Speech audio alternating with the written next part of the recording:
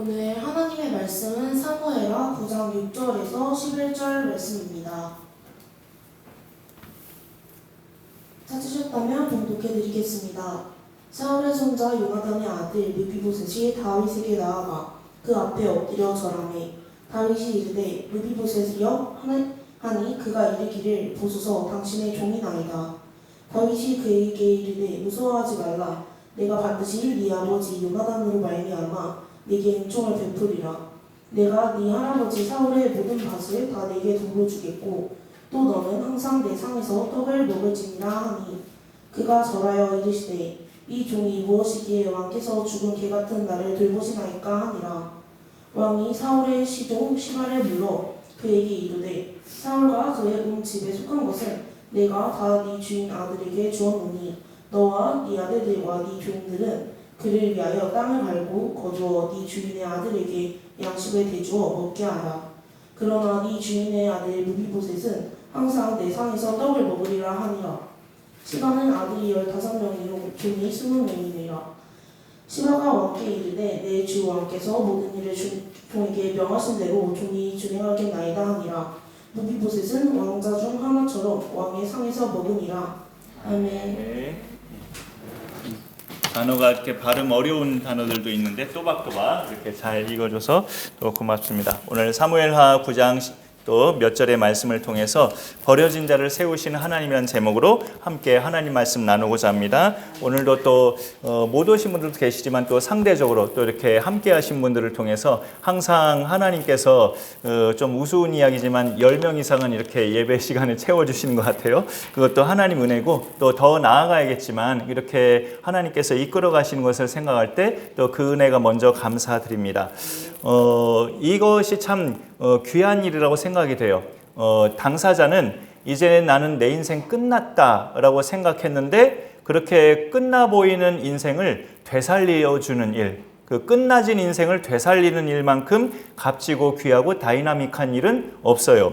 그 육신적으로도 그 질병 때문에 육신적으로도 죽어가는 사람을 끝내 살리는 그런 의사도 참 위대한 일을 하는 거지만 그 이상으로 위대한 일은 인생 포기한 사람한테 살아야 할 이유를 찾게 해주는 것, 그래서 그 사람을 살리는 것, 이것이 정말 값지고 귀한 일입니다. 혹시 여러분 중에 나는 정말 지난날에 자포자기했던 사람인데 누군가의 나에게 권하고 나에게 사랑을 베풀어서 내가 삶의 목적을 되찾고 이렇게 지금까지 왔다 하시는 분이 계시다면 이제 내가 다른 사람한테 그런 역할을 한다면 하나님이 기뻐하실 겁니다. 내가 그런 은총을 입었기 때문에 나도 그런 사람을 찾아봐서 인생 포기한 사람이 있는가 찾아봐서 그 사람이 나를 만남으로 인해서 살아야 할 이유를 찾게 됐다면 나도 큰 역할을 하는 거죠. 그것만큼 확실한 전도가 어디 있어요? 오늘 말씀에는 진짜 버려진 인생과 같다고 할 정도로 그렇게 살다가 그야말로 어떤 한 임금 때문에 대박난 인생으로 역전된 사람이 등장합니다. 발음이 좀 어려워요. 므비보셋이란 사람인데 사울 왕의 손자요 요나단의 아들이에요. 명색이 왕가에서 태어난 왕손이었는데 오늘 말씀에서 밝혀지는 므비보셋의 형편은 그야말로 버려진 인생으로 사는 사람이었다라고 볼 수 있어요. 이것이 좀 조심스러운 말이지만 므비보셋의 신체적인 그 상태만 봐도 그렇게 느낄 수 있어요. 성경은 오늘 본문이 9장의 6절부터 11절까지였지만 여러분의 성경책으로 그 3절 끝에 보면 3절 끝에 요나단의 아들 하나가 있는데 다리 저는 자니이다 하고 다윗 왕에게 신하가 고백하는 거예요. 그리고 성경책으로 또 13절 끝에도 보면 그는 두 발을 다 절더라 라고 되어 있습니다. 이게 므비보셋의 지금 신체적인 상태를 성경에서 말씀하고 있어요. 오늘날에는 우리 주변에도 가끔 보지만 의족, 그렇게 인공다리죠. 의족이 발달이 돼서 자기 다리가 없는 사람도 그것을 착용해서 걷기도 해요. 하지만 이 당시는 고대 옛날이고 그런 상황이 전혀 아니죠. 그것도 한 다리도 아니고 두 다리가 다 장애 판정을 받으면 비관적으로 생각하는 사람은 이제 내 인생 끝났다. 난 여기서 끝이다. 버려진 인생 됐구나라고까지 여겨요. 그리고 또 사울의 집안 식구인데 무비보셋이 자기 할아버지 사울도 전사하고 아버지 요나단도 전사했어요. 블레셋과의 전투에서. 이 사무엘하 지금 9장인데 사무엘상 마지막 장에 보면 그 무비보셋의 아버지와 할아버지가 한날에 그렇게 전사를 해요. 그리고 사울 왕을 이은 새 왕은 사울 집안과는 피가 전혀 혈통이 전혀 상관이 없는 다윗으로 세워집니다. 다윗이 이제 2대 왕이 되죠. 이스라엘 12지파 중에 사울은 베냐민 지파에 속한 사람이고 다윗은 유다 지파에 속한 사람이에요. 전혀 그런 가족관계, 그런 족보상으로 멀리 이제 아브라함까지 올라가면 다 물론 한 민족이지만 지금은 이제 많은 분파가 됐으니까 전혀 상관이 없어요. 사울의 손자 무비보셋 입장에서는 다윗하고 연결된 고리가 없다는 말이죠.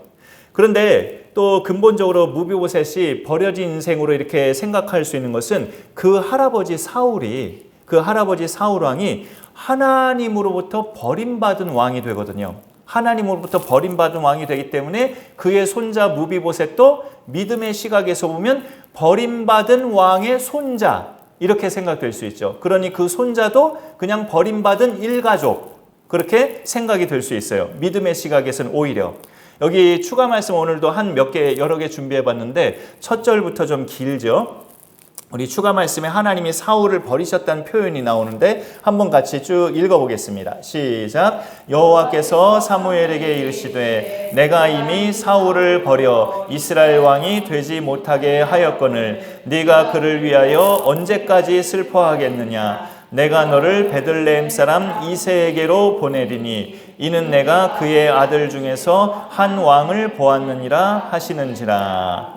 이새의 막내 아들 다윗을 하나님이 찍으셨다 이거죠. 그 전에 내가 이미 사울을 버렸는데 네가 언제까지 사울 때문에 울고 앉아 있을래? 사무엘 선지자에게 하나님이 하시는 말씀이죠. 하나님은 이미 사울을 버리셨고 다윗을 세우기로 작정하셨는데 그 버려진 사울 왕의 손자가 무비보셋이에요. 그러면 굳이 다윗이 임금이 돼서 사울 집안에 남은 사람들을 척결하지 않아도 하나님으로부터 이미 버림받은 왕의 손자이기 때문에 그 자체가 그냥 버려진 인생이라고 볼 수 있어요. 하나님이 할아버지 버리셨는데 너도 안 버리실까? 이렇게 바리새적인 시각으로 보면 그렇게 함부로 보는 거지만 그렇게 여겨질 수 있죠. 이 다윗도 보면 우리가 아는 분은 아니겠지만 큰 죄를 범하는 순간들도 있었죠. 살인죄와 간음죄, 그게 보통 죄가 아니잖아요. 한순간에 그 정신이 헷가닥해서 그렇게 신앙의 중심이 흔들려서 이 다윗도 큰 죄를 범하는 순간도 있었지만 또 성경을 보면 다윗의 모습을 볼 때 가끔 하나님의 모습을 볼 수 있어요. 그게 이제 다윗이 하나님 마음에 합한 자라고 하나님도 칭찬한 까닭인데 다윗의 어떤 모습을 보면 정말 하나님의 모습이 보이는데 오늘 말씀에서는 이 다윗의 어떤 모습에서 하나님의 모습을 볼 수 있냐면 버려진 인생을 애써 찾는 그가 어디 있느냐, 사울 집안에 남은 자가 있느냐, 빨리 수소문해라, 빨리 찾아봐라. 그렇게 이제 신경 안 써도 되는 그 선대 왕의 후손들을 혹시 생존자가 있는지 계속 찾고 있는, 한 영혼을 찾고 있는 그 모습은 하나님의 모습과 흡사하다고 말할 수 있어요. 그리고 그 생존자가 사울의 손자 무비보셋인 것을 다윗이 알고 그 무비보셋이 자기 앞에 딱 나타났을 때, 왕궁에 이제 왕이 부르니까 와야 되죠. 다윗 앞에 딱 나타났을 때 다윗이 무비보셋에게 하는 말이 오늘 본문 중에 그 7절에 무서워하지 말라. 내가 반드시 네 아버지 요나단으로 말미암아 너에게 은총을 베풀리라. 여기서 무비보셋에게 던지는 두 가지 말을 우리가 눈으로 볼 수 있는데 무서워하지 마라. 내가 너에게 은총을 베풀겠다. 이 두 가지 말을 볼 수 있어요.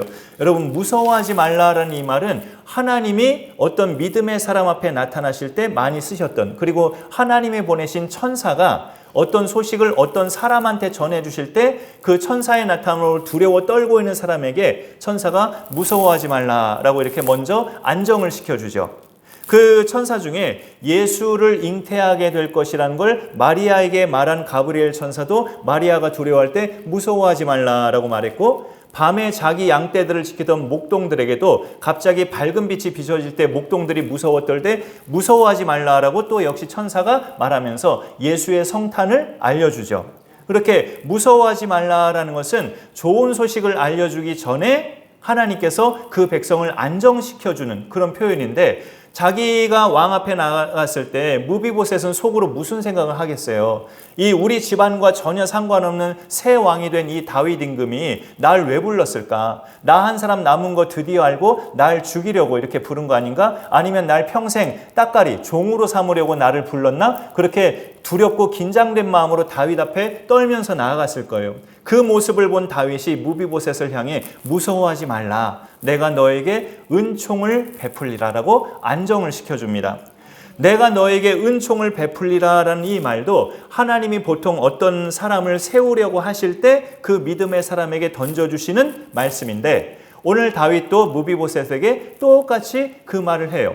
그러니 성경 속에서 가끔 다윗의 모습을 보면 야, 이 모습은 하나님의 모습인데? 라고 느껴질 만큼의 그런 참 멋진 모습이 있어요. 그래서 다윗은 내가 너에게 은총을 베풀리라 하면서 말만 한 게 아니고 할아버지 사울의 소유로 된 모든 밭을 그 무비보셋 손자에게 다 돌려주고, 그리고 더 파격적인 것은 너는 음식 먹을 때 항상 내 상에서 먹어라, 내 상에서 너는 떡을 먹을지니라 하면서 그렇게 왕자 대우를 해줘요. 왕의 상에서 같이 먹는 것은 그 왕의 집안 식구가 그나마 되는 거죠. 그것도 왕이 기분 나쁘면 집안 식구조차도 그 왕의 식탁에 나아갈 수도 없는데, 너는 항상 평생 내 상에서 같이 떡을 먹을지니라는 것은 왕자 대우를 해주겠다는 거예요. 이거는 그야말로 하나님께서 죄인들에게 베푸시는 은혜, 그 은혜의 샘플이라고 말할 수 있어요.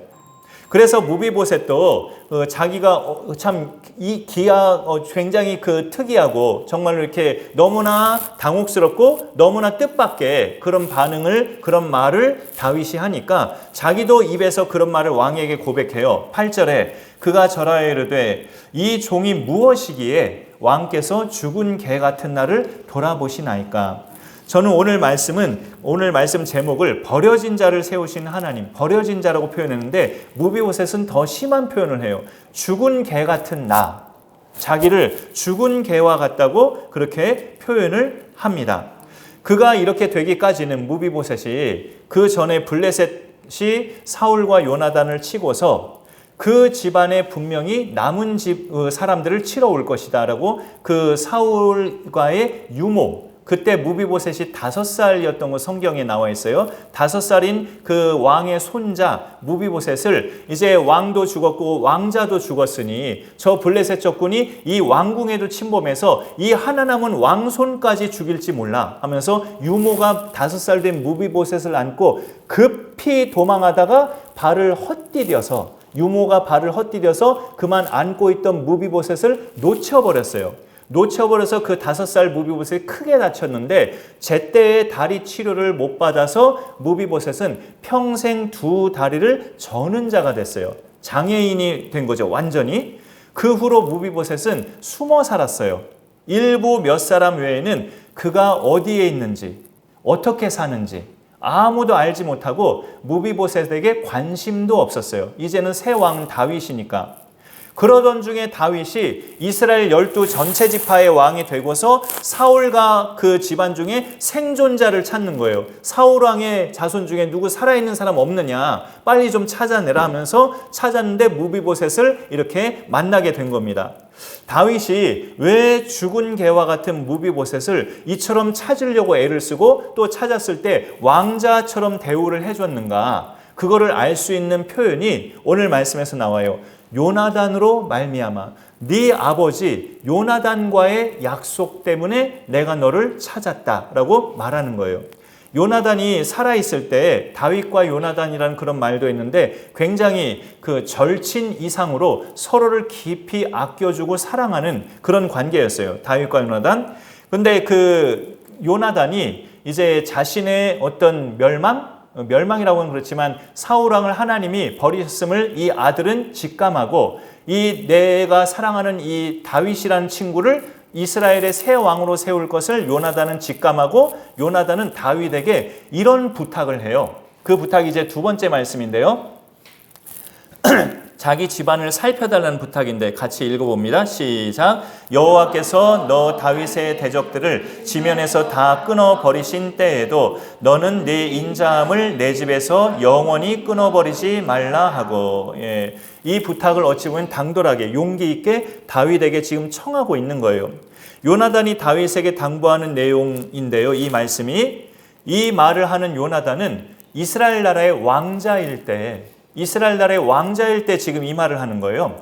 요나단 마음속에 이런 임금을 언급해서 미안하지만 태종 이방원 같은 사람, 또 세조 같은 사람, 조선시대에 그런 세상적인 야망과 카리스마가 요나단 속에 있었다면 막말로 다윗 죽이고 다윗 해치고 내 아버지가 왕인데 내가 그 다음 왕이 되는 거지 무슨 저 따위 다윗이 하면서 다윗을 몰래 죽이고 자기가 왕이 될 수도 있는 거예요, 요나단이. 그런데 그런 마음 일체 없이 요나단은 하나님의 마음을 안 거예요. 내가 아닌 이 다윗을 하나님은 이스라엘 왕으로 세우실 것이다. 그러니 저런 부탁을 하는 겁니다. 너는 네 인자함을 내 집에서 끊어버리지 말아달라. 다윗의 정적, 다윗이 임금이 되면 그 정적들을 제거할 수 있는데 그 정적 중에 누가 있어요? 이 부탁을 하는 요나단의 아버지 사울. 왜 다윗의 정적이에요? 다윗을 죽이려 했으니까. 사울이 죽인 자는 천천히요 다윗이 죽인 자는 만만이로다. 여인들이 그렇게 찬송할 때 그때부터 다윗을 시기해서 다윗을 보는 대로 죽이려고 미치광이 발광을 했던 사람이 사울이거든요. 그러니 다윗의 정적 중에 정적은 자기 아버지 사울인데, 그렇더라도 너는 왕이 되고서 우리 집안에게 은총을 끊지 말아달라고 부탁을 하는 겁니다. 다윗은 요나단이 자기를 정말 생명처럼 사랑한다는 걸 알기 때문에 요나단의 그 부탁을 흔쾌히 받고 그 약속을 다윗은 잊어버리지 않은 거예요. 왕이 되었어도 교만에 빠지지 않고 요나단이 자기에게 부탁한 약속을 기억하면서 그 요나단의 가족이 있느냐 찾아보는 중에 그렇게 무비보셋, 그 요나단의 절름발이 아들 무비보셋을 찾아서 왕자의 대우를 이렇게 해준 겁니다.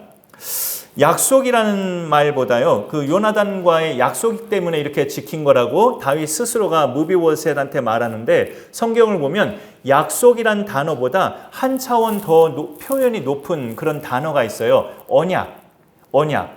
언약은 특별히 성경에서 하나님께서 사람과 맺은 약속, 하나님이 사람과 맺은 약속을 성경에서는 언약이라고 해요.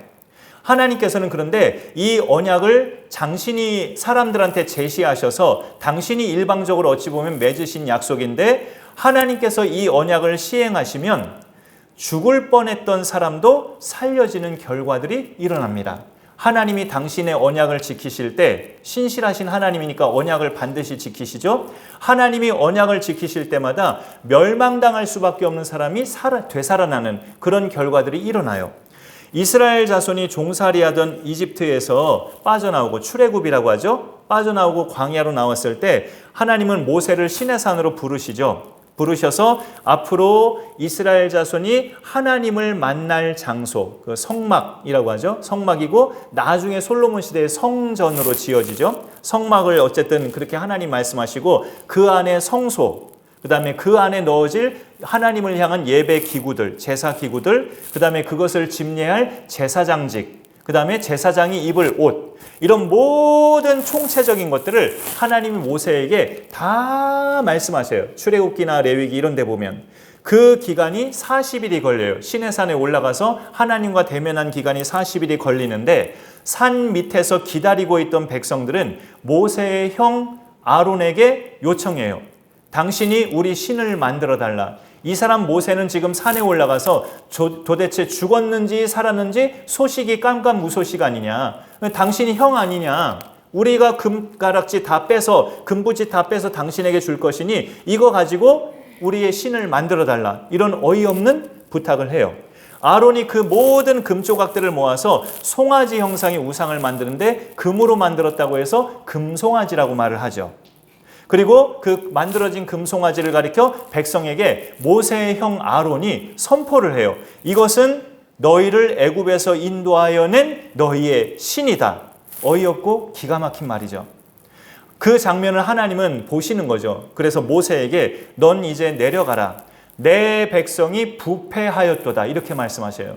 내 백성이 지금 썩었다. 부패했다. 그런즉 내가 그들에게 진노하여 내가 그들을 진멸하리라. 대신에 모세 너를 내가 큰 나라가 되게 하겠다. 내 백성은 진멸하고 모세 너를 살려서 너를 중심으로 내가 다른 큰 나라를 만들겠다라고 하나님 말씀하시는데 그 말을 받은 모세는 전혀 기뻐하지 않아요. 전혀 기뻐하지 않고 오히려 하나님께 당돌하게 말합니다. 하나님 그 옛날 우리 믿음의 족장들에게 무슨 말씀하셨어요? 우리 믿음의 족장들과 약속하신 것을 이 모세가 언급하면서 지금 이 백성을 멸하시면 하나님은 그 약속 파기하시는 겁니다. 라는 식으로 하나님 앞에 도전장 내듯이 그렇게 구해요. 요 말씀을 읽어볼까요? 추가 말씀. 이거는 제가 읽어보고요. 그 다음 절에 또 있는데 그거는 같이 읽어요. 주의 종 아브라함과 이삭과 이스라엘을 기억하소서. 주께서 그들을 위하여 주를 가리켜 맹세하여 이르시기를 내가 너희의 자손을 하늘의 별처럼 많게 하고 내가 허락한 이 온 땅을 너희의 자손에게 주어 영원한 기업이 되게 하리라 하셨나이다. 하나님 그 옛날 저렇게 말씀하시지 않았어요? 우리의 믿음의 족장, 믿음의 조상들 아브라함, 이삭, 이스라엘, 야곱에게 저 말씀 하셔놓고 지금 이 백성 멸하신다면 옛날 조상들에게 하셨던 저 말씀, 너희 후손들을 하늘의 별처럼 많아지게 할 것이라고 말씀하셔놓고 지금 이 백성 진멸하시겠다면 하나님께서 그 약속을 파기하시는 거 아닙니까? 이 백성을 멸하지 마옵소서, 이 화를 내려주지 마옵소서 라고 모세가 이렇게 기도했어요. 기도했더니 결과는 그 다음 절에 있어요. 다음 화면 넘겨볼까요? 이거는 같이 읽어보죠. 시작. 여호와께서 뜻을 돌이키사 말씀하신 화를 그 백성에게 내리지 아니하시니라. 물론 하나님은 기본 자체가 은혜의 하나님이기 때문에 하나님의 성품이 저렇게 나타난 거지만 모세의 간구를 하나님이 외면하지 않으신 거죠. 놀랍죠? 한 인간이 그렇게 간구한 것을, 하나님이 말씀하신 것을 들이밀고 간구한 것을 하나님이 경청하시고 그 모세의 간구를 들으셔서 진멸하겠다고 했던 백성을 진멸을 거두셔요. 안 진멸하셔요. 놀라운 기도의 응답이죠, 사실. 그런데 뒷이야기를 보면 한 백성 중에 3,000명이 죽기는 해요. 워낙에 큰 죄악이었기 때문에. 금송아지 만들어 우상숭배 죄악은 모든 죄악 중에 가장 큰 죄악이기 때문에 대표적인 백성들 3,000명이 레위 자손들과 합세해서 그렇게 죽임을 당하는 일을 벌려요. 3,000명도 물론 적은 수는 아니긴 하지만 이스라엘 전체를 진멸하신 것은 아닌 거죠, 하나님께서.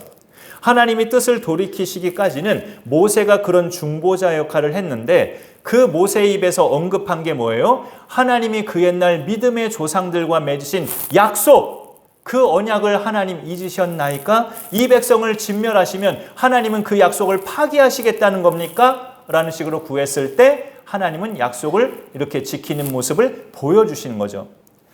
우리가 하나님 자녀라는 신분으로 지금 하나님께 나와서 예배를 드리고 있는 것은 그분이 신실하게 약속을, 언약을 지키고 계시기 때문에 그래요. 하나님께서 신실하게 오늘도 당신이 하신 말, 그 말씀의 약속을 지켜주고 계시기 때문에 우리가 이렇게 하나님 앞에 나와서 마음껏 예배할 수 있는 겁니다. 우리가 하나님께 나아갈 수 있는 것도 우리를 받아줄 수밖에 없는 하나님의 약속 때문에 그래요. 예수 안에 있는 자에게 성경이 선포하는 놀라운 약속을 마지막 추가 말씀으로 함께 읽어보겠습니다. 예수 안에 있는 자에게 성경이 선포하는 말씀. 시작. 그러므로 이제 그리스도 예수 안에 있는 자에게는 결코 정죄함이 없나니 이는 그리스도 예수 안에 있는 생명의 성령의 법이 죄와 사망의 법에서 너를 해방하였음이라. 예수 안에 있는 사람이 어떤 사람인데요? 라고 묻는다면 죄의 용서, 모든 죄를 사함받고 하나님의 자녀된 사람. 그거는 이제 당사자들에게 필요한 것이 전제되죠. 믿음. 이 예수가 너의 모든 죄값을 하나님 앞에서 다 받으셨어. 그러니 너는 이 예수를 믿으면 돼. 라는 이 믿음, 그 믿음이 이제 전제돼서 예수 안에 있는 사람들은 모든 죄사함을 받은 하나님의 자녀예요. 물론 살면서 짓는 죄는 회개해야 되고 또 몸부림해야 되고 그렇지만 근본적으로 죄사함을 받았다는 뜻이에요. 하나님과 갈라지게 하는 죄와 사망의 법에서 해방된 사람들이 예수 안에 있는 사람들이에요. 그래서 우리는 이 말이 참 기쁜 말인데요. 예수 안에 있는 우리는 죽어서도 천국이지만 살아서도 천국이에요. 이 땅에 사는 동안에도 천국 생활을 누릴 수 있다는 뜻이죠. 하나님을 예배하는 이 시간, 우리가 천국 경험을 하면서 보내는 이 시간 아닌가요? 살아계신 하나님 앞에 내가 지금 예배를 드리고 있다니 이게 천국 경험 아니냐고요. 이 자리에서도 우리는 하나님의 진노를 받지 않고 하나님이 받으시는 예배자로 나아가고 있어요. 그 진노는 예수 그리스도가 받으셨으니까 그 예수님을 믿는 사람이 예수 안에 있는 자예요. 우리에게 그 다윗이 무비보셋을 향해 무서워하지 말라, 내가 너에게 은총을 베풀리라 한 것처럼 하나님은 우리에게 더 이상 무서운 대상이 아니라 로마서 8장에 보면 아빠, 아버지라고 부를 수 있는 가족 개념의 대상이 하나님이셔요. 예수께서 내 죄를 다 담당하셨음을 믿는 사람은 예수 안에 거하는 사람이요, 예수 안에 있는 사람은 결코 정죄함이 없다, 너는 죄인이야 라고 판단하는 그런 결코 정죄함이 없다는 것이 하나님의 약속입니다. 말하자면 이거는 우리도 무비보셋처럼 회복된 인생이 된 거고 예수님을 믿음으로 우리의 왕이신 예수님의 상에서 같이 먹고 살아가고 있는 거예요. 지금 예수님과 동행하면서 예수님과 함께 먹고 마시고 살아가고 있는 거예요. 그러면 우리도 지난 날은 무비보셋처럼 버려진 인생으로 살던 순간들이 있었다는 뜻이에요. 그게 우리도 지난날에 무비보셋같이 버려진 인생으로 살았었는데 이제 예수 안에서 회복된 인생이 됐다는 뜻이죠. 여러분, 버려진 인생이라는 게 무슨 말일까요? 사람답게 살지 않고 될 대로 되라 하는 식으로 막 사는 게 버려진 인생처럼 사는 걸까요? 나는 그렇게 산 적은 없는데요 라고 말할 때 성경이 말씀하는 버려진 인생은 하나님과 단절된 거죠. 간단히 말해서 하나님께 나아가지 않고 그분을 피해 숨어 지내는 인생, 하나님을 인정하지 않고 그분 말씀대로 살기 싫어서 그분을 멀리 떠나는 인생이 버려진 인생의 상태예요. 성경 말씀으로는. 바울이 내가 전에는 비방자요 박해자요 폭행자였으나 내게 나를 충성되이 여겨 내게 직분을 맡기심은 그분의 은혜라고 지난주일 말씀에 우리가 나눴죠. 자기를 가리켜서 나는 비방자였고 박해자였고 폭행자였다고 말하는 것도 자기는 지난날에는 버려진 인생으로 살았었다는 걸 고백하는 거예요. 나는 그렇게 버려진 인생이었다. 근데 빛으로 나타나신 예수께서 나를 살리셨다. 그렇게 고백하는 거죠. 이 오늘 말씀의 무비보셋은 왕가에서 태어난 왕손이에요. 사울과 요나단이 전사하기 전까지는 사람들에게 오히려 두려움의 대상이 되는 왕가의 자손이었어요. 무비보셋. 그러나 아버지와 할아버지가 죽고 그 집안과 전혀 상관없는 대상이 새 왕이 됐을 때는 누구도 이 왕손이었던 무비보셋에게 관심을 보이거나 어디서 어떻게 사는지 궁금해하거나 하는 사람이 전혀 없었어요. 더욱이 신체적으로도 두 다리를 저는 완전히 불쌍한 인생, 그야말로 버려진 인생을 한 나라의 왕이 왕자로 회복시켜 준 겁니다. 다윗이 이렇게까지 무비보셋에게 베푸는 이유는 그의 아버지 요나단과의 약속. 네 아버지 요나단으로 말미암아 내가 너에게 은총을 베풀리라. 너는 평생 내 상에서 먹고 너는 네 할아버지의 모든 밭을 너에게 돌려주리라. 이런 엄청난 파격적인 은총을 베풀잖아요. 그 요나단을 위해 다윗도 그와의 약속을 생명처럼 여긴 거죠. 요나단이 살아있을 때 다윗을 생명같이 사랑했는데 그 사랑을 받은 다윗도 요나단과의 약속을 생명처럼 지킨 겁니다. 하나님이 그런 분이셔요. 하나님이 우리하고 하신 약속을 생명처럼 지키시는 분이 바로 하나님이셔요. 내가 이 땅에 보낸 독생자 예수를 네가 믿으면 너는 영생을 얻는다. 그러면 너는 죄와 사망에서 해방된다. 그러면 너는 하나님의 자녀가 된다. 그러면 너는 구하는 것마다 내게 응답받는다. 그러면 너는 세상을 이기는 승리자가 된다. 믿는 자에게 약속된 이 어마어마한 약속을 그리스도 예수 안에 있는 우리들에게 하나님이 선포하시고 주셨어요. 버려진 인생을 찾아 회복시키시는 분이 우리 하나님이십니다. 다윗은 그 샘플이고 이 다윗의 모습 속에서 그래서 하나님의 모습이 보인다는 거예요. 그 하나님의 은혜를 입은 우리가 이제는 이 땅에 사는 동안에 또 다른 버려진 인생들, 버려진 인생으로 누구한테 당사자한테 함부로 말하면 안 되지만 어쨌든 우리가 믿음의 시각으로 볼 때 버려진 인생처럼 살고 있는 사람들, 그런 사람들을 우리가 찾아서 하나님께로 오게 하는 그런 일이 귀한 사명입니다. 우리가 감당해야 할 사명. 그런 은총의 사명자로 우리가 믿음을 잘 지켜나가면서 멋지게 살아갈 수 있기를 간절히 축원합니다. 네, 이 말씀을 기억하면서 우리 찬양곡 중에 우리에게 향하신 이란 찬양이 있어요. 옛날에 많이 불렀던 찬양인데 그 찬양 부르면서 우리